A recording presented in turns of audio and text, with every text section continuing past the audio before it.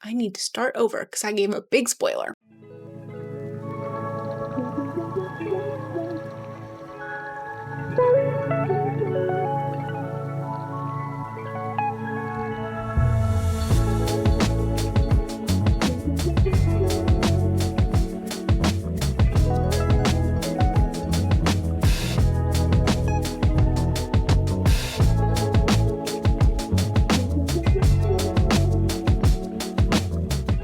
Hi, hello, how are you? I hope you're having a wonderful day. If you're new here, welcome. My name is maddibluhme, and I'm a multi-genre author. And if you are not new here, then thank you so much for coming back. It means the world to me. Today, I just wanted to talk about all the books I've read so far this year, or at least from January to June, because I've started a few more books for July. And I believe I've read 16 to 17 books in that amount of time, which is pretty good for me. I am a little bit of a slower reader, and then, of course, juggling reading on top of writing and beta reading for other people. So I'm really proud of how much I've been able to read so far this year. And I think for the most part, I've had a really good reading year. I haven't really picked up any books that I knew I wouldn't like off the bat, and I have read some books that are added to my all-time favorites list. So without further ado, let's start with the highlights of my reads this year. Here's my stack of books, and I'm just going to go through them in the order in which I read them, since that is how I listed them on my notes for the video. I was able to start off the year really strong with City of Snakes, which is the second book in the Legends of Henosis series by Marriott Kay. I've had the great pleasure of alpha and beta reading for Marriott with both her debut, which is Born of Starlight, and then this one, City of Snakes, and I'm very excited to do the same for her third book, which will come out soon. She is in the process of edits right now for feedback. The Legends of Henosis is a romantasy series, but what I love most about this series is that it isn't so much copy and paste as a lot of other romantasies that I have tried to read. Romantasy as a genre is one that I feel like should have been made for me. However, I am so incredibly picky because I find so many of them are just lacking in craft or story or character development or anything like that. So when I find one that I love, I really love it. And that has been this series for me. I think Marriott does an excellent job of hitting those elements of romantasy that you want to slip in and enjoy while retaining her own twist and having a very grounded approach to the characters, and the immortal characters or older characters act like adults, and the way that they move and exist in the world feels very believable, even though this is a high fantasy with a magical land and its own politics and conflicts and things like that. This is part of an interconnected series, so you don't technically have to read Born of Starlight, but I would recommend it just for the context and some recurring characters that show up in this one as well. If you are a romantasy fan, or you have been searching for a romantasy that has a good world building and character building and is mostly plot driven, then this book should be your next read. Well, start with Born of Starlight and then move on to City of Snakes. And like I said, the third and final installment will be out soon-ish. My next top read was Blood Over Brighthaven by Emma Wang. I really loved this dark academia-esque fantasy, and I loved how it talked about intersectionality, since our main character, Siona, she is a woman who is trying to find her space in a very, very male-dominated field, and it's very much a boys' club. She's trying to prove herself as a formidable mage while also reconciling deep prejudices against the oppressed minority group in this world. They are refugees. This world, Siona lives in this enclosed, safe city-state, and there is a powerful shield that protects the people in, I cannot think of the name right now, because this was back in February, but protects the people inside, and outside there is this blight that is happening, and nomadic people live out there. However, it is becoming increasingly dangerous to do so.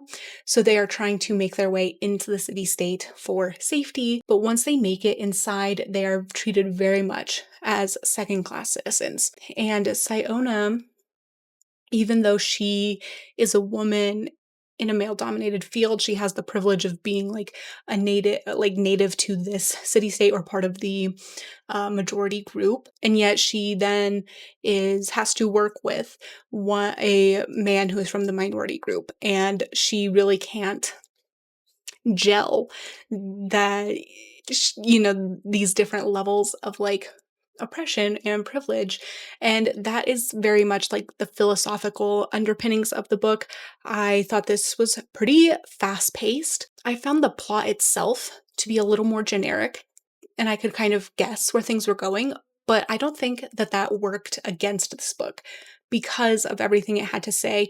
So this was really a story of how M.L. Wang phrased the narrative and framed everything that I found really compelling. So if you're wanting something that's a little bit more character driven while still having a plot, a very action-y plot, I would highly recommend Blood Over Brighthaven to you. And on to the next, Animal Farm by George Orwell. I read this with a book club for banned books, and I had actually never read this book before, like in school. I know that sometimes it is required reading.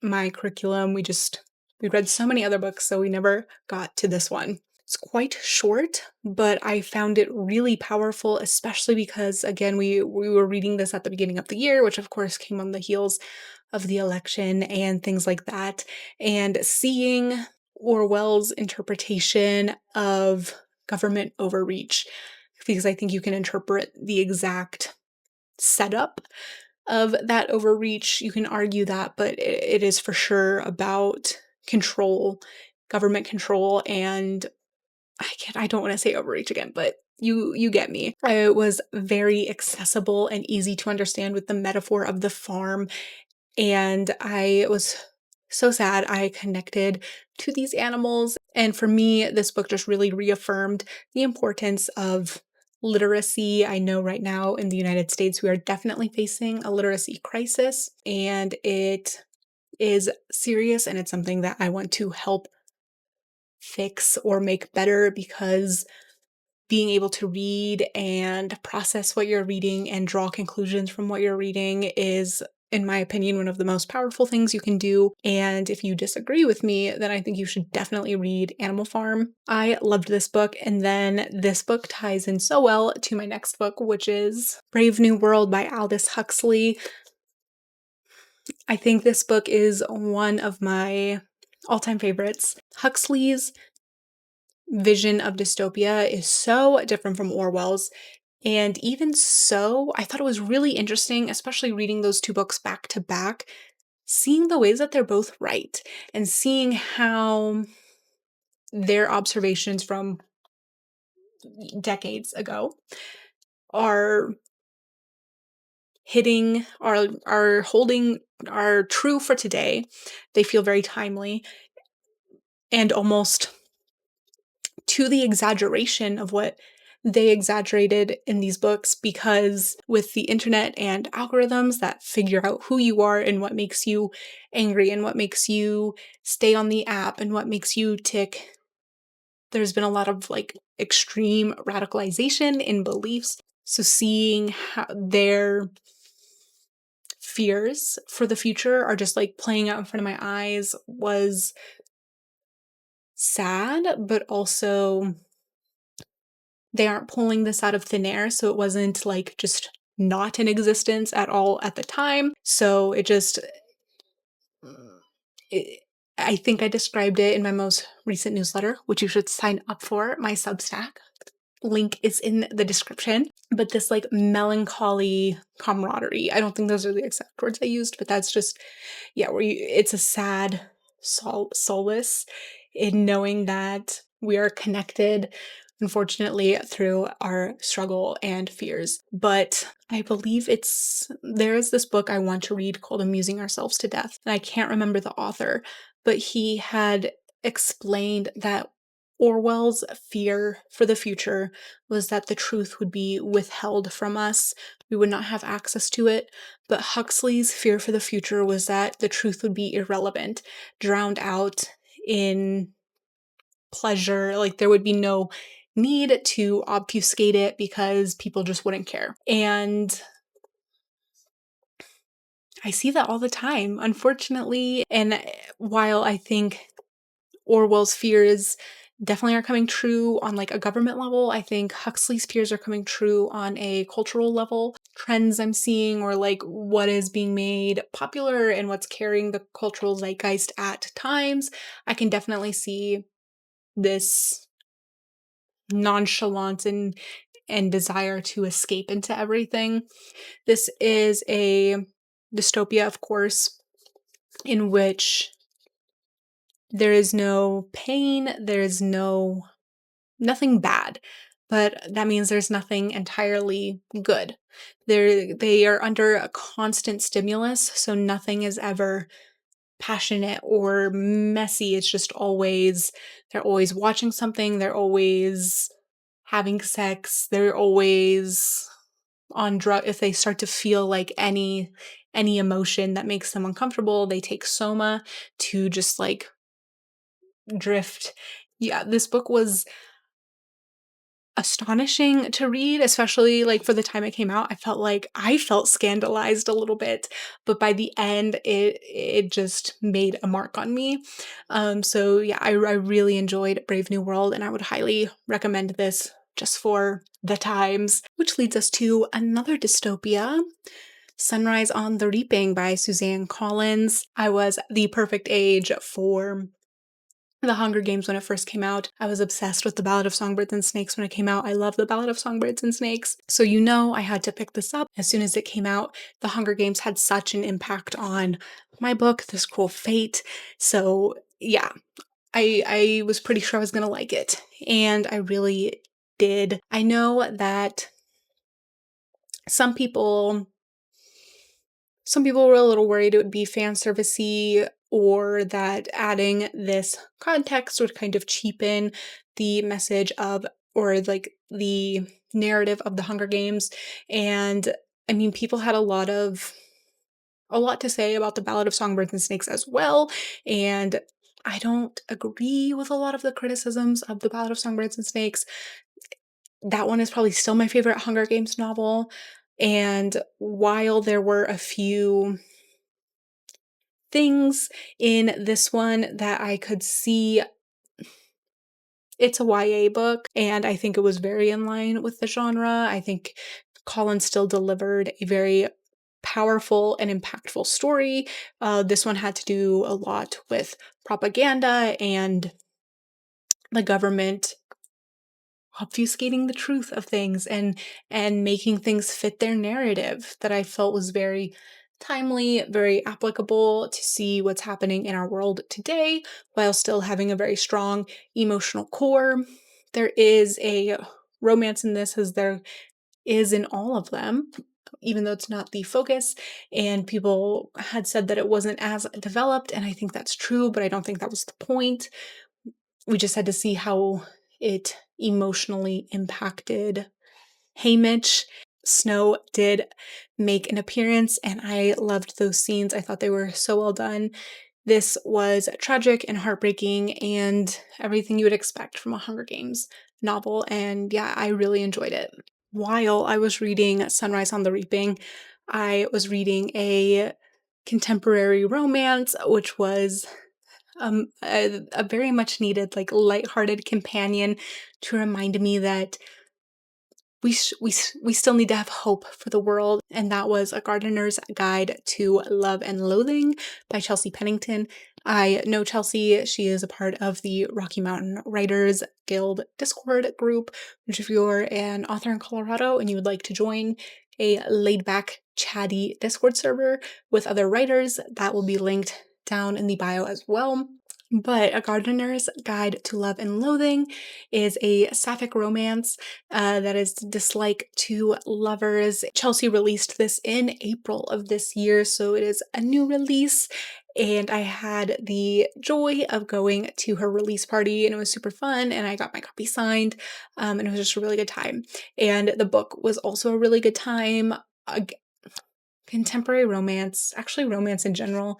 I am so picky because I need to have strong character driven elements. And if romance is entirely plot driven or like lust driven, or just if it's like shallow, I guess, I cannot get into it. And I really believe that making things simple is actually a lot harder at times than making things that are denser, because even though it's lighthearted, we still have to put the same amount of care into it. And I felt like Chelsea did that. This was super fun getting to be in the heads of both of the characters and seeing each of them have their own individual arcs as well as coming together as a couple, and I really loved it. So if you like a sweet sapphic romance, this is your next read. After that, for my book club in the Rocky Mountain Writers Guild, we are reading each other's books, which is a lot of fun, and it gets us to support each other and then just have a wide variety of things, since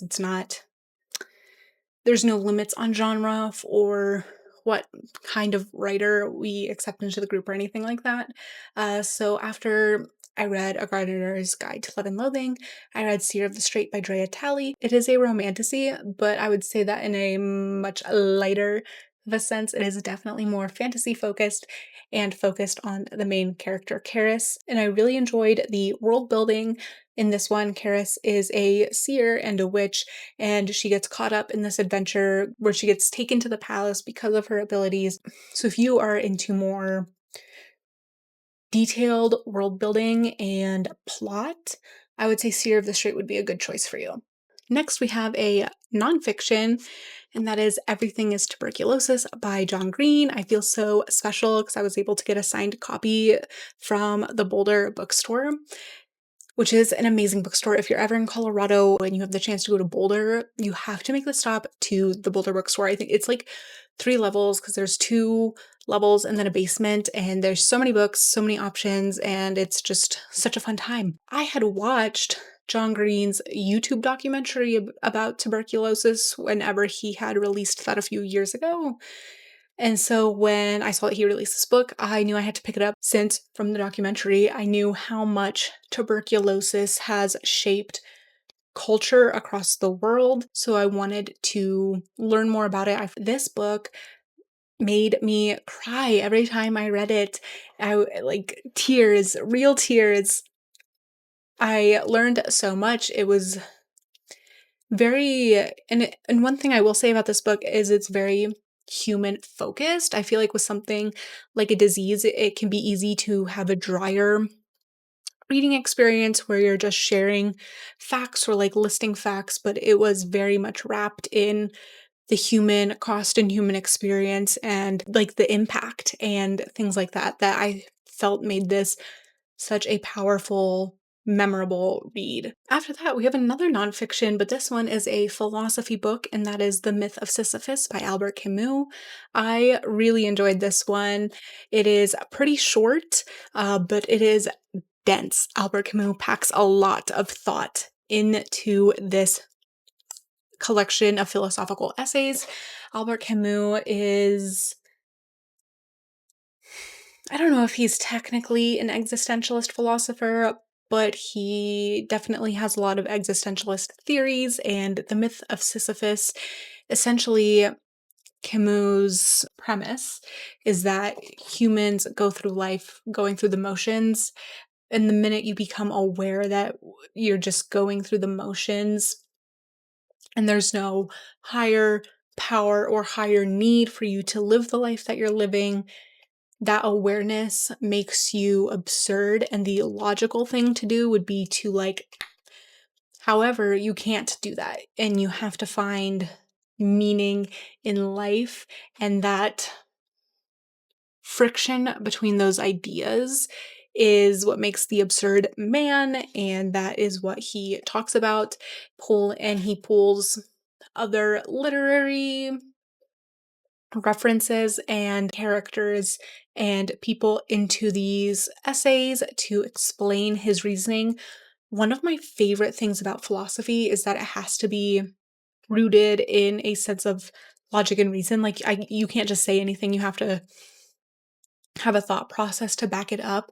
And it's so funny because even though it has to have that backing, people can have entirely different philosophical viewpoints. And when you read them, sometimes you're like, yeah, that makes sense. And then you read like their mortal enemy who disagreed with everything they were said, and you're like, yeah, that makes sense.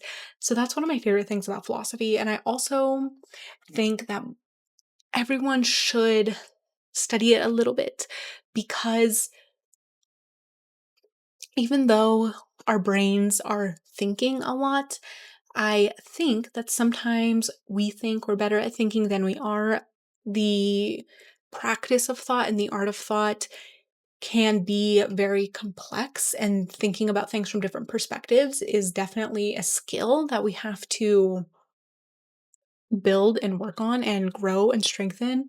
And especially with internet bubbles, since we do exist within our algorithmically decided space, philosophy reminds us to like break out of that and find new ways of thinking about things and thinking about life. So yeah, if you are interested in that, and I really like existentialism, and this is a great and pretty and fairly easy read to jump into the idea of philosophy and existentialism. And my final read is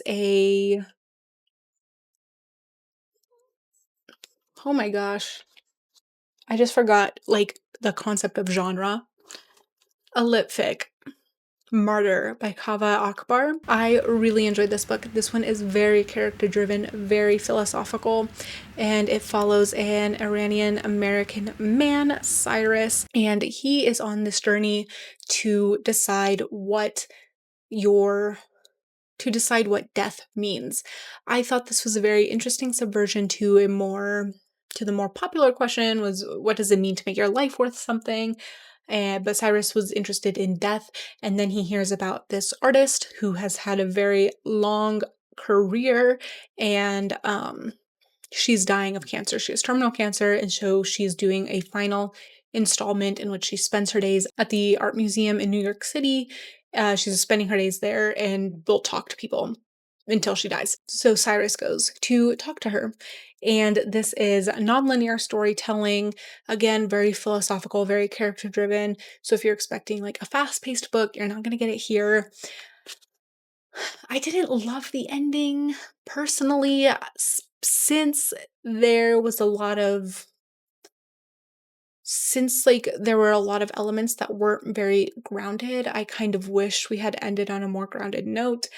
And there was like one thing that I was kind of suspecting, and I still don't know how I feel about that choice. But overall, I really, really loved this book and what it had to say and how it made me think about things in a new way. Next, we are on my mid/letdown reads, ones I did not love as much for a variety of reasons. And there might be spoilers. I don't think I spoiled any of the ones that I loved, which makes sense, right? Because I want you to read them, and the ones that I didn't love, I guess I don't care if you read them or not. No, that's kidding.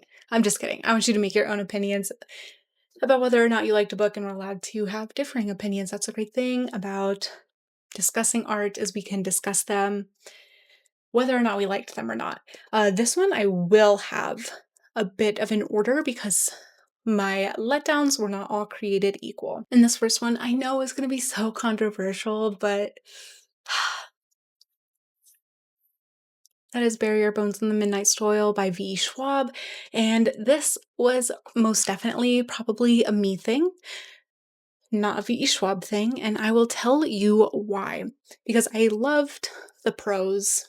I think V. Schwab has incredible premises and prose.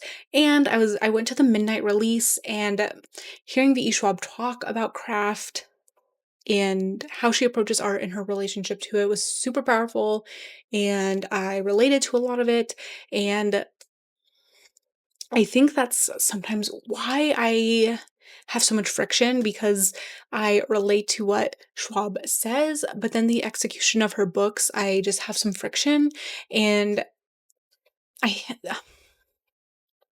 I think that I admire her skill and craft and how she approaches things, but I think I have to admit that she's just not the author for me in terms of, like, me as a reader, and I will tell you why, because this was my 3rd V. Schwab book, and I had read Vicious, and I really enjoyed it, and then I read A Darker Shade of Magic, and I hated it, and so I hadn't read anything else from Schwab until I started hearing more about this one, and of course, The Invisible Life of Addie LaRue had such a massive commercial success. Other author friends were talking about this one, wanted to go to the midnight release, and I said, you know what, why not?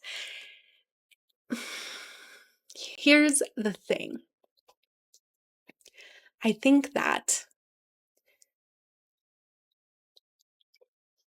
everyone is going to have their own relationship to gender and things like that.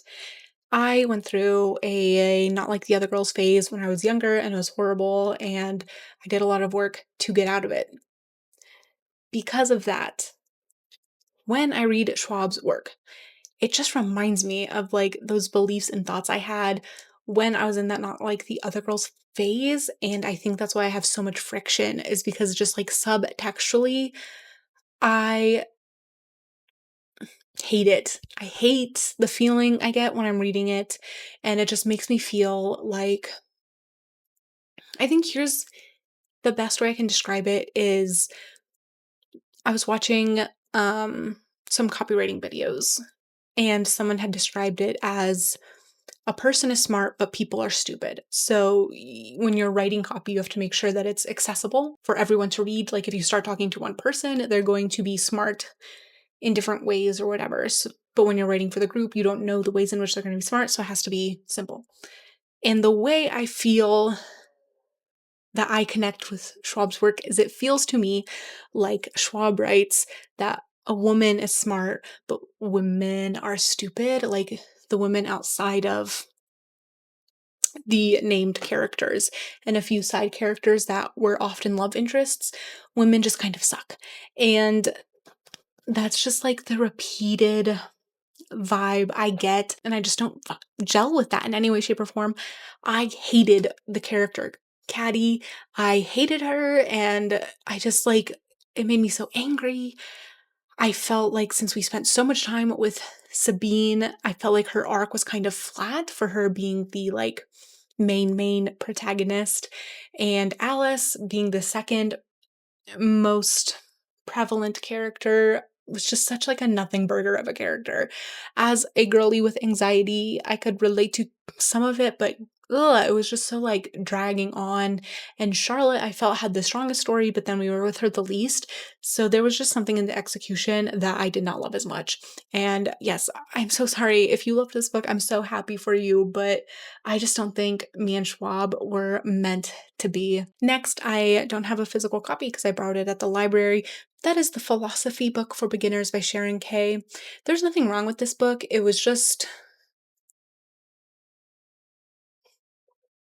fine, which is why it was kind of a letdown. It was very like surface level introductory, which I think is great for younger readers. Like if you are in middle school, high school, I think it would have been perfect. But for me as an adult, I kind of wish I would have chosen something a little bit more in depth as an introduction to philosophy, but I did learn like just a wide variety of things that gave me a jumping off point to go down a rabbit hole. So I'm thankful for that. But yeah, it just wasn't anything special. The next book that was more of a letdown than a mid was The Book of Witching by C.J. Cook. I think this is like kind of a thriller. This is like partial mystery, partially historical fiction with some magical realism. And the thing about mystery, thriller, horror books is they tend to be a lot more plot driven, not a lot of character. And I really just Don't like that. I'm at a point in my reading life where I can admit I need strong character-driven elements, or I simply just don't click. Sometimes I just don't care. Um, but the thing that really grinded my gears is this is about a woman who was accused of being a witch, but actually she did have magic. She just wasn't like a so she was a witch, but not a witch. And the thing I have about that is when people were being accusing women of being witches and killing them. They were not witches. There is no such thing as witches in that sense of like having actual magic or making deals with an actual devil. It doesn't exist. Those women were not witches, and they have only been recently been exonerated, and not all of them. So I find it so strange when people want to like rewrite history and try to like empower women by making them an actual witch. And I'm just like, but they weren't though. And you're almost validating the people that accused them of witchcraft by making them witches. And if you make up fake people, I can kind of see, like, I read Slewfoot and I liked it, but that just kind of is in like the back of my head where it's just like, I get I get the empowerment, and also I hate when people are like, "They were witches," because they weren't. I know, this is such a weird thing for me to be, like, hung up on because they've been dead for hundreds of years, so who cares? But I guess I do. I don't know, it's strange, and and I know that most of them probably weren't even good people, like, but who was then by today's standards, I guess, sometimes, you know? But yeah, I don't know. I just think it's so weird that we're trying to like rewrite history and make these women witches when that would have been like their worst fear because it literally got them killed. I don't know. But she actually wrote about a real lady who got accused and killed for witchcraft. So that's kind of why this one really just like made me double think a bit. Finally, my last three were in a trilogy, so I'm just going to do them all together. And that is The Song of Albion by Stephen Lawhead. This is a very classic fantasy Tolkien-esque, not a lot of women, very like boy fan fiction of being like an ideal man, like being a little academic going to this magical land and becoming a very strong, very important warrior.